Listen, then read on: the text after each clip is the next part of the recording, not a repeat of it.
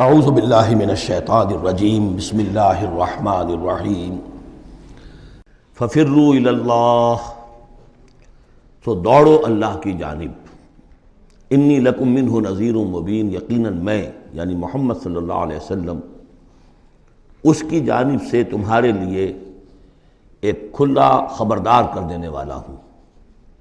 ولا تجعلوا مع اللہ الہا آخر، اور اس کے ساتھ کسی اور کو معبود نہ پکڑو۔ انی لکم منہ نذیر مبین، یقیناً میں اس کی جانب سے تمہارے لیے واضح طور پر خبردار کر دینے کے لیے آیا ہوں۔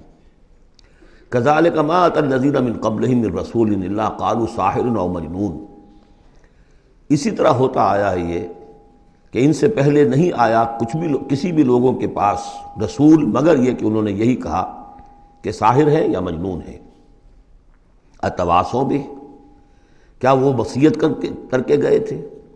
یعنی یہ جو کہہ رہے ہیں آج وہی بات کہہ رہے ہیں، کیا اگلوں نے وصیت کی ہوئی تھی انہیں؟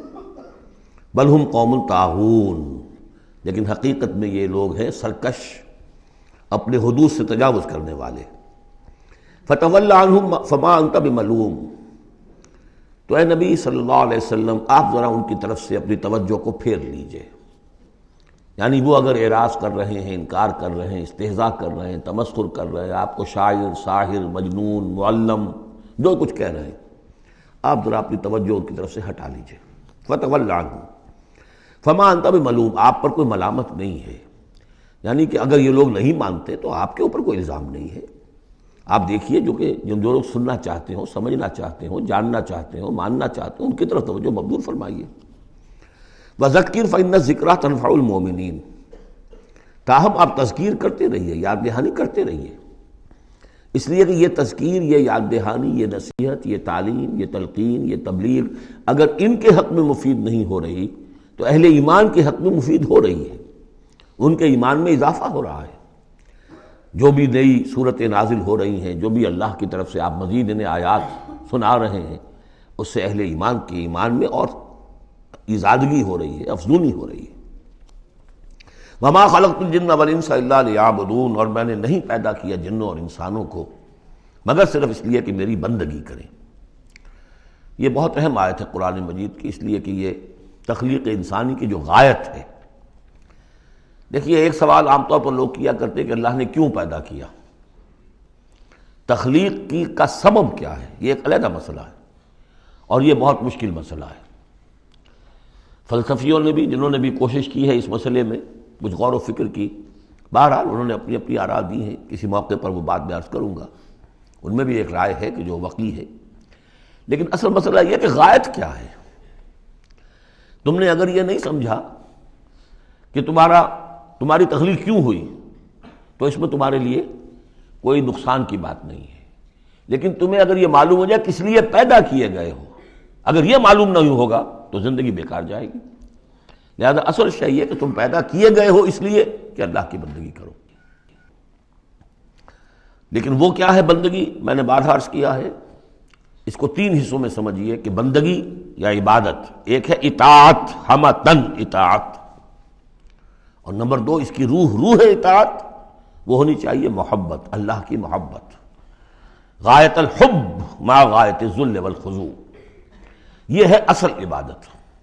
باقی کچھ مراسم عبادت ہیں کہ جس میں کہ اللہ تعالیٰ کے سامنے انسان اپنی عاجزی کے اظہار کے لیے قنوت ہے، دس بستہ کھڑا ہونا ہے، جھک کر کھڑے ہونا، پھر سجدہ ہے، رکوع ہے، حمد کے ترانے ہیں، نماز ہے، جو بھی شکلیں ہیں، یہ مراسم عبودیت ہے۔ اصل عبادت کیا ہے؟ ہمتن اللہ کی اطاعت، اس کی محبت کے جذبے سے سرشار ہو کر۔ اب اس کے جو تقاضے ہیں اور موجودہ حالات میں ہم کیسے اس سے عہدہ برا ہو سکتے ہیں؟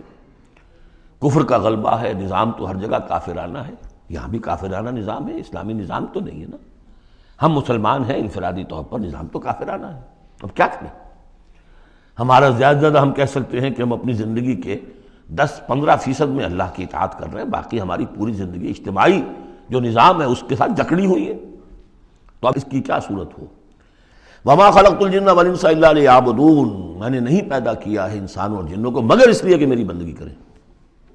اسی کو شیخ سعدی نے کہا ہے، زندگی آمد برائے بندگی، زندگی بے بندگی شرمندگی، چاہے اور آپ نے کچھ بھی کر لیا ہے، ڈھونڈنے والا ستاروں کی گزرگاہوں کا اپنے افکار کی دنیا میں سفر کر نہ سکا، آپ نے ساری جو ہے اکتشافات کر لیے، ایجادات کر لی، بندگی نہیں ہے تو زندگی جو ہے بیکار گئی، ضائع ہو گئی۔